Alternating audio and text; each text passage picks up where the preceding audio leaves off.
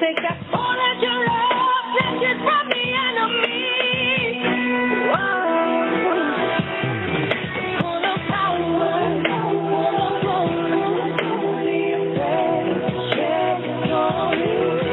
you're a conqueror, you're a warrior. Put your high heels on and make a mark. Thank you for tuning in to Uncommon Women. I'm Shanera. I'm Kate. And I'm Jenny Lee. So today we'll be speaking on poverty mentality. We will be sharing signs of what poverty mentality is, the different views of poor, middle, and wealthy class, and how to break poverty mentality. So ladies, are you always jealous of what other people have? Do you feel that happiness is a destination and not a journey? Can you never save money, or do you spend more than you make? Do you not set foot in a fancy store because they don't feel good enough to be there? So some of you may be asking, what is poverty mentality? Poverty mentality is one that influences behaviors consistent with beliefs that money shouldn't be spent, opportunities are limited, and any risk that they take may be dangerous. That they feel that success is typically temporary. They generally try to play it safe. Most of the time, not always. Every circumstance is different. But most of the time, many inherit it from their parents. So what does that mean? Let's bring all that together. So say that you are someone that, overworks and want to have enough money just in case something happens. And you're working all these hours just to put money in the bank account to save it for your children when you're really not being healthy and taking care of yourself. You're working all types of hours, you're not getting enough sleep, and you're in a situation where you're going to the doctors all the time or the hospital because you're not physically taking care of yourself. So the money that you're actually making working overtime is being spent on hospital bills or doctor's visits because you have the mentality of, well, what if I don't have enough money? You're always trying to survive or strive to be, in a safe space when you don't have to. You have to rest and take care of yourself. That's a good point, Shanera. You always are chasing after the Benjamin as if you never have enough or you can never have enough, or that you're a workaholic and you allow other stressors to compensate, or you ignore them. You ignore the fact that you've been working 80 hours and you have no work-life balance. Sometimes it's good just to pause and live a life and find out a lifestyle that you can live and have a good healthy balance, because you don't realize what the repercussions of working too much is, and you're really working after money that you want to spend so you can feel that when you have more money you are worth more. The poverty mindset will sabotage you from flowing into an abundance. People with a poverty mindset are opposed to a prosperity mindset, which means that they are unable to invest in themselves, or they say beyond their own barrage of criticisms. Here are some other signs for poverty mindset, also known as poor person's mindset. You're too fixed on entertainment in your life, as on social media. Just hanging out, going out, doing certain things, it's just irrelevant. Busy, worried about the drama around you and being on the phone, gossiping with friends. And what are you really doing out of all this time? Not even learning a new skill, just learning something. There's a lot of seminars, there's lots of things that you could do online, things that you could do on YouTube to invest in you so you can change your mindset. Yeah, don't spend so much time doing things that's, entertaining. I see people that, have shut off notice and their water bill or their electric bill is about to be cut off, but they're so in tuned and worried about what, Kim Kardashian's doing or keeping up with Love and Hip Hop. You don't want to have to invest so much time in the entertainment when you're not focusing on your life, the real world, your responsibilities of what you have to do in life. Yeah, that's so true, Shanaira. Like, people will drop tickets to go to a basketball game or tickets to go to a concert. Do you know how much Beyonce concert tickets are? They're almost as much as 2 of my car payments if I had a car payment. Like, I just feel that you could use the money, especially if your financial plan is pretty tight, on something more productive. Jenny was absolutely right about spending time on social media. That 20-30 minutes that you spend on Facebook, you could really be spending it in reading on something or finding out how to be better at something or pick up something that you have never learned. I think as a society we lack investing in ourselves. Right. What happens is we are mandatory. The government has regulated that we are required to go to school K through 12. And you can drop out if you want to, but there is truancy if you're not in attendance to go to this school and you're in an atmosphere where you're forced to learn. Well, what happens when you grow older and you don't have that structure that a school has? Are you doing the same things? I'd like to say 90% of our listeners are not. So I encourage you and challenge you to get off the entertainment and really take the time to invest in yourself. Instead of watching YouTube videos about what Kim Kardashian was wearing or her latest plastic surgery that she had, or some Vine videos where they're pranking other people, how about you watch a YouTube video about how to get better at gardening, or how to get better at managing your money, or how to pick up a new skill, something that you can invest in yourself. Yes. Also, you live off the government and don't plan to stop. That's a good one. Yes, definitely is. I've seen people where they just get comfortable, they get stuck, they continue to have more kids and think by having more kids, the government's just going to keep giving them more money, they get more food stamps. But that's not the case here. You can't just live off the government and expect them. You know, when you are living off the government, you only have a certain amount of time for them to give it to you. So, and then you will get cut off. What are you going to do after you get cut off? You have to find a job. You got to find a new skill. You know, you got to stop having kids. Having kids is not going to continue for you to get free government. You know, there are people that actually work really hard. You know, taxpayers. You know, I work, you know, Shanaira and Kate work as well. You know, I think when you get to a point where you lose a job and you are not able to take care of your family, then that's understandable where you have to get assistance for help. Yeah, Jenny, I think you made a good point in regards to that. We're not saying there's nothing wrong. There's something wrong with being on government assistance. We're not saying that that's an issue. We're saying that being on it for a long period of time and not wanting to do anything else is an issue, is a poverty mentality. You know, I don't have an issue with being on government assistance because me personally, I used to be on Section 8 and I used to get food stamps and it was a stepping stone for my life. Now I own a house. Like, I invested in my life and invested in myself and I used it as a tool to get where I needed to be now. And that's what we're trying to express to you women, you know. Use it as a tool. I see women that look up to getting their parents, you know, Section 8 when they move out or when they get a boyfriend or whatever the situation may be. They don't have any type of goals on what they want to do in life. And you should want more for yourself. You should want to invest more for your children. You shouldn't want to make it a long-term goal being on the government assistance.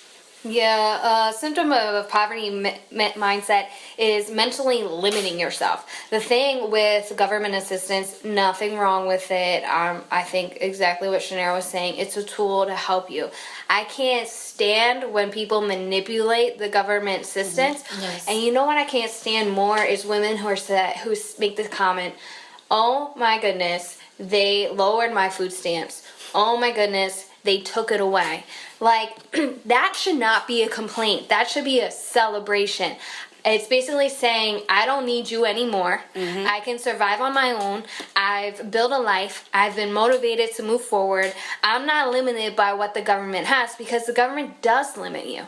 They have restrictions on what your income could be. So as you could be doing something extraordinary, instead you settle for something less because it pays less, because it still stays within the income brackets of the government. So who's really controlling your life? The government, because you're relying on them for your provisions instead of having faith and motivation and investing in yourself and changing the way that you think and having a prosperity mindset. You're living on the confinement of meeting the standards for what the government has placed on you. Yes. Also, there's some people that play the lottery and dream about winning it. That's such a good one. Yeah, it's okay to dream. I think we've all dreamed about winning the lottery. But if you're spending money every day on the lottery ticket, do you know what? You can actually become rich by saving that same money that you're paying on these tickets to win, that you're scratching every night and waiting by the TV by like 6, 7 o'clock at night and like, ooh, is this gonna be my number? Am I gonna win? You know, I think that money that you put towards these tickets, you can actually save, put it in a bank account, invest it. You're gonna start little, but eventually that money, as it starts growing and growing, instead of you buying them tickets, you're gonna be rich. It might not be right away, but once you start investing that little bit of money in there, it starts to grow. Yeah, and dreaming's not an issue. I think daydreaming all day is what the problem is. Expecting money to actually just show up. When you're constantly spending the last of your money on the lottery ticket, expecting this is going to be the one, who's really in control of the situation? I mean, are you limiting your lifestyle and making the lottery in control of you? Are you making the lottery your God, expecting it to be the reason that you're going to hit big? Let's be serious right now. Do you think wealthy people pay the lottery? No. Poverty mentality people play the lottery. So let's get real. It's probably a 2% chance of you playing the lottery every day for you to actually hit big. I mean, if you read testimonies of people who have won the lottery, it's not the everyday player. And I actually just met a woman who won $300,000 off a $10 scratch off. The scratch off was a Christmas present in her Christmas card. It wasn't even hers. It was pure luck. What I could say about any time you receive a lump sum of money, whether it's from a settlement, whether it's from an inheritance, you have to be a good steward of the money, or just like water, that money's gonna, and you're pouring water out, it's just gonna go away. You gotta be able to steward your money. So having that poverty mindset that this random money is gonna come into you, it's a waste of your time. And let's think about it. Say that you don't have a lot of money on the normal basis, and then you get a lump sum of money. What are you typically going to do with that money? Are you going to invest it, or are you the type of person that's going to blow it? So you have to be wise in the things that you do and how you're thinking when it comes to playing the lottery or expecting to win big. Yes, I agree. Also, you spent your money on all of the new trends that come out. Who knows what buyer's remorse is? It's when you have it finally in your possession and then it doesn't have the same amount of value. How many of us can say we have handbags that we paid buku money for that sit in our closet and we never use? That's true. I mean, I don't even own a Gucci bag, but I know people that, live in the projects and got Louis Vuitton, Gucci bags. They have all these type of expensive cars, but do they have a savings account for their children? They worried about their kids being fly and flashy. Like, what is the breakdown of everything? Who are you doing this for? Are you doing this to impress everyone else, or are you doing it for yourself? Because trends is not going to send your kids to college. Trends is not going to be your 401k when you get older. Trends is not going to be able to take care of you and give you the things that you need when you're unable to work. You know what cracks me up? Those people who stand in line and they'll drop hundreds of dollars on new sneakers. Can I just enlighten you that if you have like 4 children and you need each one to have the newest Jordans, right? I don't even know how much Jordans cost. $100, $200 times 4, $800. Put that in an educational savings account and watch the compounding interest grow. How about you make an investment into their education so that when they grow up and they get an education, they can make more money. And then you're also starting a mindset for your children. Oh, well, I need these type of Jordans. You're building into, you're planting a seed into your children that materialistic That's items exactly what it is what you need to get by in life. When it's about education, when it's about investing in yourself, when it's about teaching your kids the morals of life and how to, be able to survive. If you have the money to do that, by all means, go ahead and do it. But if you don't have anything saved up or you don't have anything investing in your family, you should not be standing in line for 3 or 4 hours trying to get the new Jordans that just came out to post on Instagram to get many likes. That should not be your concern. Oh, true. I've known a few people where they'll buy the sneakers and then they'll probably wear them once or twice and then they post it on Instagram and then they don't ever wear it again, but they're still broke. You're still broke. Also, you won't invest in yourself. So I don't know if investing is from a lack, why more people don't do it. I don't know if it's a lack of education. Is it not happening in our schools? Are we not talking about it growing up? Are parents not talking about it? Or we're not talking about savings or different ways to save? Or are we even talking about that scary word of a budget? In my everyday life, I ask people, if you had a budget, and some of them do not have a budget, and I ask them, would you know how to make a budget? And a lot of them say, no, I wouldn't know how to make a budget. How about where you see yourself years from now retiring? Like, we cannot live on Social Security, and Social Security, frankly, is only going to cover 40% of our income. And Social Security was really only made to last to when the average person lived to 65. People are living a lot longer now. So by the time generations grow, there might not be no Social Security. So are we investing, financially in ourselves? Not only financially, there's other aspects of the poverty mentality, but are we investing educationally in our skill set? Are we investing in a healthy home? Yeah, and some people have the poverty mentality of, self-justification, whereas, well, money's not important to me. I just want to go work and be able to pay my bills and just be able to live comfortable. That is limiting yourself. You do not want to limit yourself. You want to reach goals and think higher of yourself. Yeah, and people get fearful. Their fear of investing even just a little bit of time into something. Or sometimes they'll start something and it doesn't work out the first time and then they're like, oh, you know what, forget it, I give up. So they get too comfortable within themselves that, they don't see the real potential that they have to really invest in themselves. I think you made a great point about being fearful.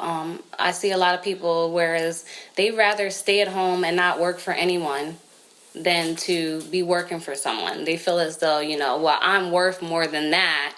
But you're not making any steps or any type of motivations to be able to get where you want to be. You're just talking. You're talking, but you're not making any movement. Yes. Also, some people use sex as a leisure. People actually sell their bodies for pleasure, escorts. I know people do certain things that are not good for them, but this is the way they see the money as, there's a lot of people that when they do these things, they actually make pretty good money. But why do that to yourself? Why downgrade yourself when, you are more than what you are, and, it's wonderful to go on trips and go to the Bahamas. I would love to be on the beach, but But why put yourself out there like that? I can hear what you're saying, Jenny, and I think it's a valid point. You want to make sure you make clean money. Regardless if you are making it being a cam girl or taking off your clothes or draining your body for money. What about the drug dealers? Mm-hmm. Like the huge opium epidemic that's hitting the streets, the laced heroin that kills with fentanyl. They're starting to crack down that if you're the one who sold the person who overdosed, you're liable, and it's almost as you're getting charged with a homicide. Making dirty money is not cool. It's ruining our streets. It's ruining our society. So yeah, you might think, oh, I'm gonna sell this drug because it's quick money, it's fast money, it's a lot of money. But really, what is your contribution to society? Yeah, you're degrading yourself. You're definitely degrading yourself. You gotta take ownership in that, and not blame others and be like, well, if they weren't a drug addict, they wouldn't have got it. That's definitely a poverty mentality. You're having a closed mind. Yeah, you brought up a great point. The blame game. Yeah. I see that all the time. You don't want to be like, well, it's my parents' fault that I ain't got no money, or it's my ex's fault because I was in debt. No, take ownership. Be accountable. Be accountable for your actions. And if you put yourself in a situation where you're not happy, make decisions and pre-plan to get out.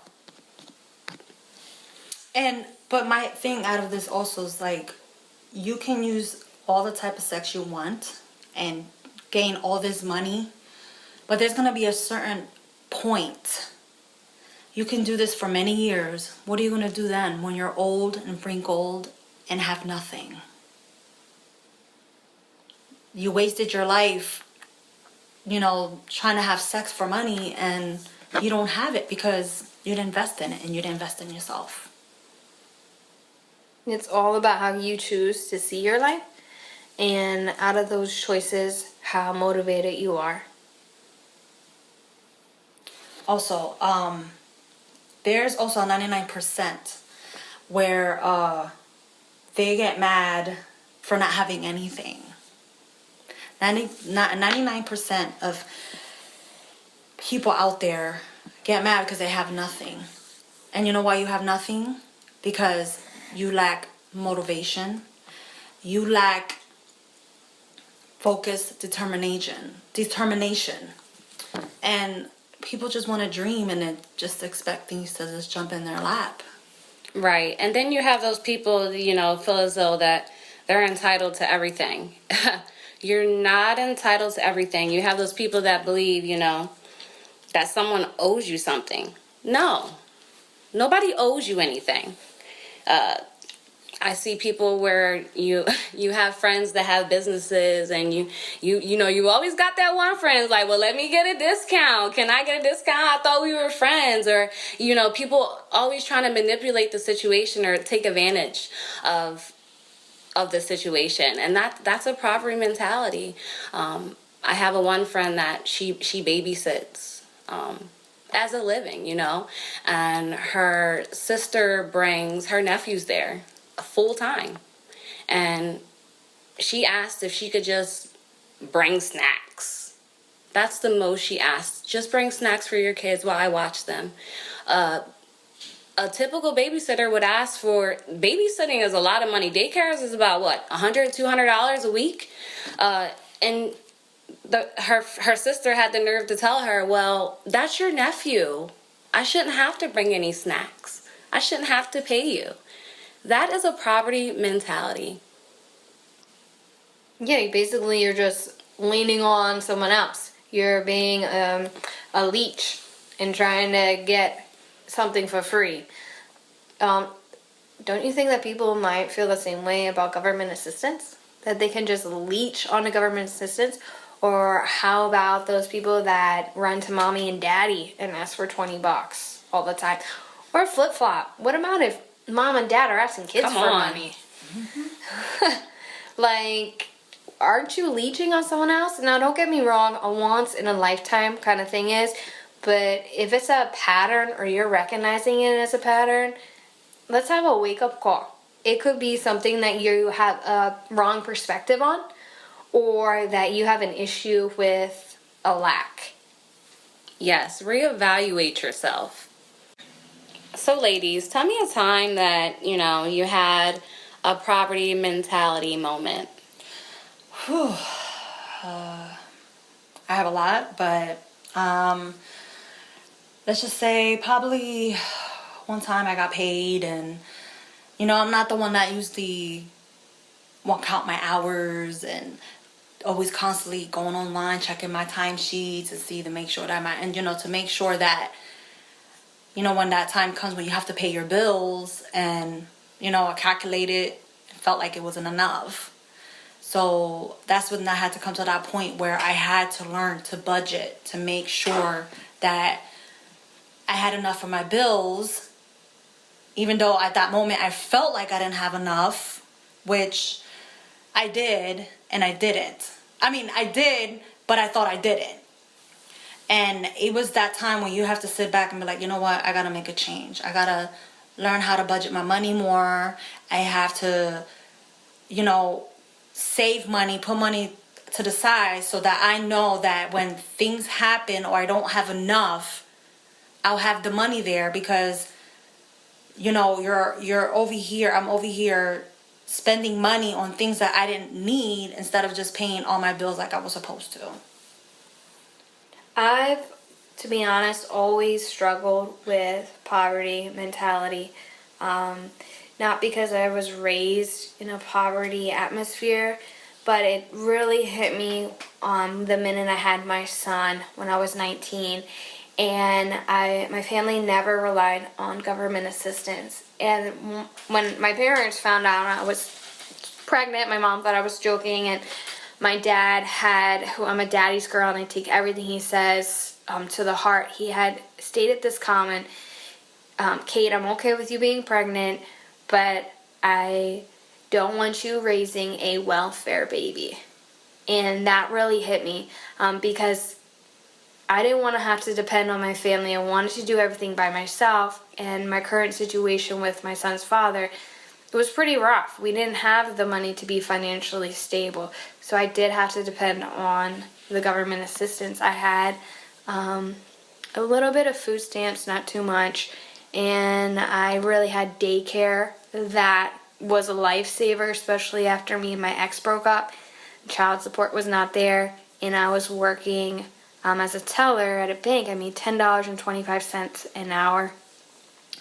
And my poverty, my biggest poverty mindset came in when I had worked and I progressed and got really good at what I was doing, and I got a promotion into another promotion until I was on my 4th promotion in 3 years, and it was to take a position that was more money. It was I want to say it was about $500 more a month than what I was currently making. But the difference was I went from an hourly employee to 40 hours a week to a salary employee where they just took you for all the time that you had available. And I chased after the dollar. And I didn't realize what the impact it would be on my son. Being a single parent and the really only stable parent there for him. He was going to school. He was in 1st grade. At that time, he was getting tested for his learning disability. He struggled a lot in language arts, a little bit in math, and a little bit in his behavior. I was spending so much time at work. I would put in at least 60 hours. And I made that choice to make more money, but in reality, me and my son could have lived off of that less than $500 a month, and I would have had more time to invest in my son and invest in his education. That lasted about a year until finally I had to make the choice between my career and my son. And the poverty mentality was basically saying, do you choose money or do you choose investing in your family? Now, you can say, money is an investment in your family, and you could play that card as it is. But for me, I knew that I would just make enough and still have a good balance in what was important. Investing in my son, even though it doesn't have a dollar figure behind it, that's an investment in my generation. His mark on this earth, and he's gonna have children and children and children. It's a generational mark that he made. That was my biggest poverty mindset that I had to change, and really my pride had to take a back seat on it. Yeah, I think mine's is basically being, accustomed to the poverty mentality. Like I said, I used to have Section 8 and I had food stamps, and I thought I was doing good. I thought I had a nice paying job. I always worked. It wasn't that I didn't work, but that moment when I get that promotion, like Katie went through, I was like, wow, I'm going to have to eliminate some of this stuff. I can't be traveling like I'm traveling. Like, I like to travel. I take about 2 trips, 2 trips a year. And now it's like, okay, I have a house.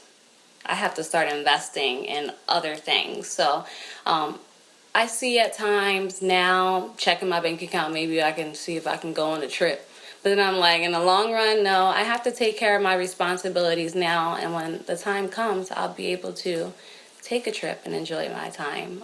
But right now, it's more important for me to invest in my family and what we have than to splurge and enjoy things that's temporary. So with that being said, let's actually jump into the different views of life versus upper class, middle class, and lower class. Okay, I'm gonna start with lower class. They're insecure.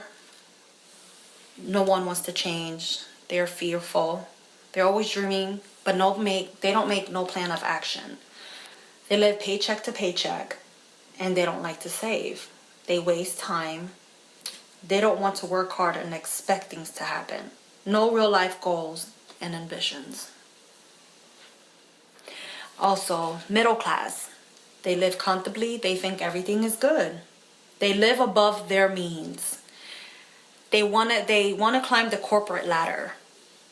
They're friends with everyone. They work to earn, to have things. They focus on saving, but become emotionally involved in the money. They underestimate their potential, but they also believe in hard work, though. As an upper class, they're always finding ways to make money, possibilities, opportunities, risk takers, always investing in time. They follow a plan of action, but they're never comfortable. So let's dissect it just a little bit more. Dr. Payne illustrates the different viewpoints of life in regards to a poverty mindset, middle class, and wealth. Now, I'm just going to name just a few because I think she lists about 10 or 12 in the book that she wrote. So one of the key points I want to dissect is, how they view money. So for poverty, it's typically used to be spent. Middle class, typically used to be managed. And wealth is to be conserved, invested. So, for example, with poverty mentality, when people get their taxes, what do? They spend it. They splurge it. They don't invest in anything. Middle class people, they typically pay their bills, ahead of time, save it, and put a little bit to the side. The wealthy people, they invest it. They looking for ways to how to make it flip. And that's where I'm trying to be. Don't even get me started on this tax return. It's a distortion of reality. Tax refund. First of all, I want to know how you get a refund of $10,000, $11,000 without having multiple children, the children that drive you crazy all year long to pull your hair out. No wonder you go and splurge the money. That tax return, tax refund, listen to what it means. Refund, return. It's a distortion of reality, folks. It is you paid the government way too much money during the year, and now they are refunding you money that you gave them. Instead, here's the trick, folks, ladies. change the amount on your W-2 for the amount of withholding. That's going to get you more money in your pocket every month and less of a tax return. But if you can't manage that little bit of increase you get every month, maybe you should wait for the tax return. But when you get your tax return, don't go and splurge it. Be wise with your tax return. So let's talk about how they view food. So, poverty mentality, they're all about quantity, most important. Middle class is about quality. And wealthy is about presentation. So let's break it down. Poverty, they all about all you can eat, buy one, get one free, buffet deals. Anything that they can stuff themselves and be happy that they paid that much money for it. Middle class look at it like, oh my God, this place, they got the best steak. They got the best cordon bleu. It's a little pricey. It may be like $50, but it's so worth it. It's so worth it. Versus wealthy class, they're weird. Trust me, they're weird. They look at things as a art of work, elegance, style, beauty, with all these bunches of weeds, for a high-end meal to still be hungry. I don't get it. But they're all about how to impress them. They don't see the people in the back as cooks. They see them as artists. So let me ask you, ladies. If you shop at a discount grocery store, is that considered a poverty mentality? Yes. What about if you coupon? I can see that being a poverty mentality. I get it. You want to save $1. Saving $1 here is spending $1 there. So that is, in essence, a sense of wisdom. But what's the mindset behind couponing, shopping at a discount grocery store? Food, one, is overpriced. I agree. Totally. It's about setting limitations, But I agree with you in regards to the whys because I want to invest. So if I can get something cheaper at this grocery store versus the same thing at an overpriced grocery store, I'm a single mom. So why am I going to pay more when I can get it for less and it's the same thing? I agree, because you're spending more money and not saving it. No, just That's true. wisdom. That's true. So let's go into time. Poverty, they're all about the most present. Middle class, they look into the future and the future most. And then wealthy, they typically focus on traditions and history. So the poor, they focus on love and social connect that they have to offer. Middle class believe in dreams that they can come true, and anything that you want, you have to continue to make wise decisions and it will happen. And, the wealthy, they think about limitless existence where there is no wants, that keeps them from getting what they want. And their love and mind is set on whatever they ask for, they will receive. So, now we're going to jump into education. Poverty mindset, they value as abstract, but not really reality. Middle class is crucial for climbing success ladder and making money. And then the wealthy necessarily typically depend on tradition for making money and maintaining connections. For example, poverty mentality, typically parents is like, just finish high school, I don't care what you got to do, as long as you finish high school, I'll be proud of you. You don't have to go to college. College is an option. Poverty family, they wait for a miracle to happen instead of trying to make it happen. Versus a middle class family, they work to create opportunities for their kids so they can get a good paying job after they finish college. Love is dispensed through the system of sacrifices for their kids to be successful.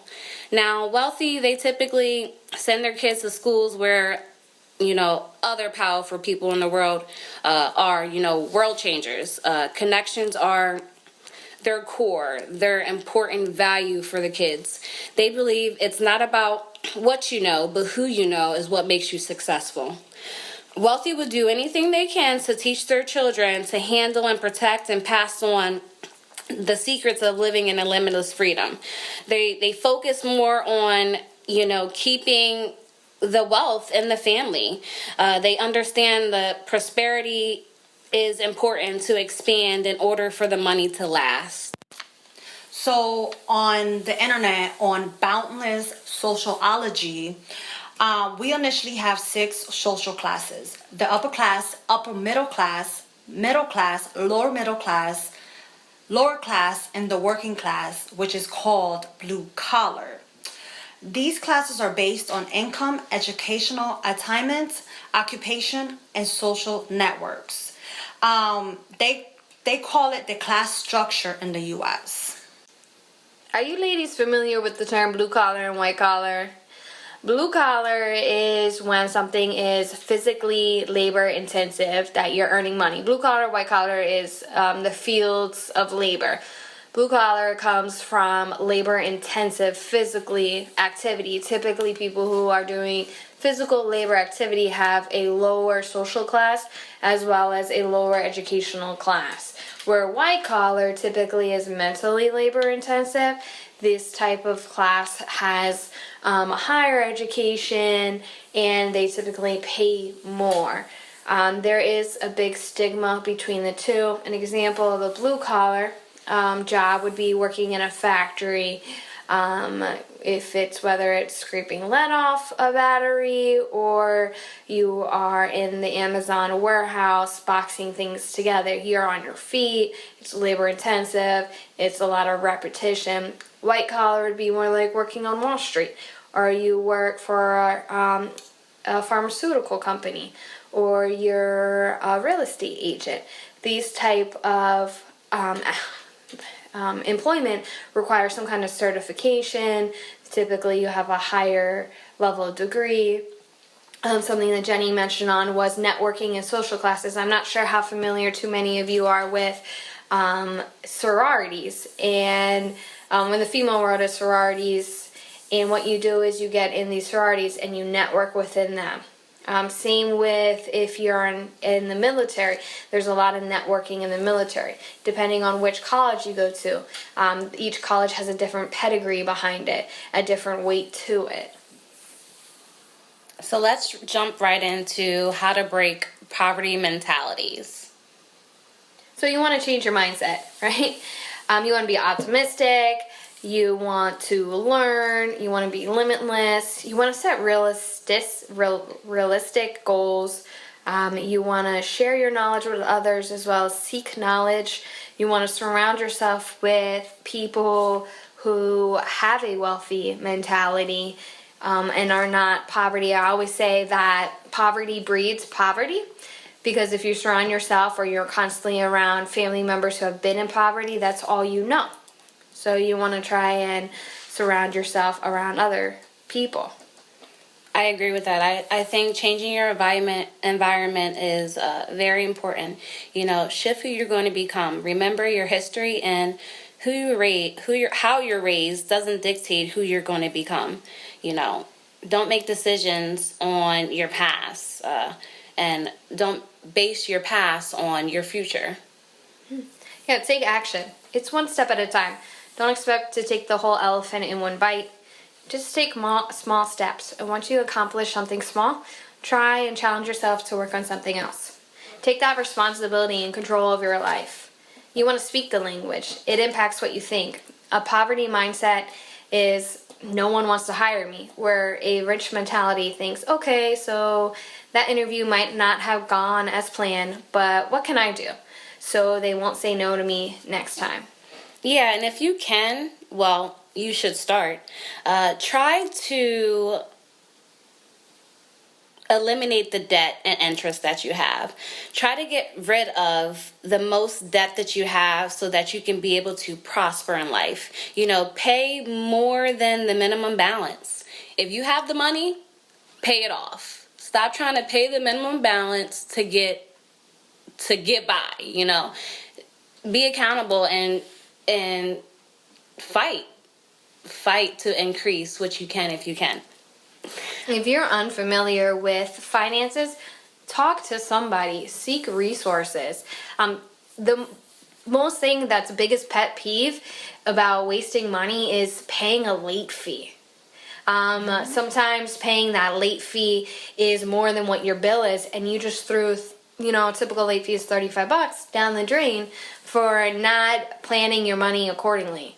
Debt and interest are killers. When you look at your statement, whatever credit statement it is, look at your payments. See how much goes to your principal and how much goes to your interest. The interest is what you're paying that financial institution to help you be in debt. It's a loan. 25% interest is terrible.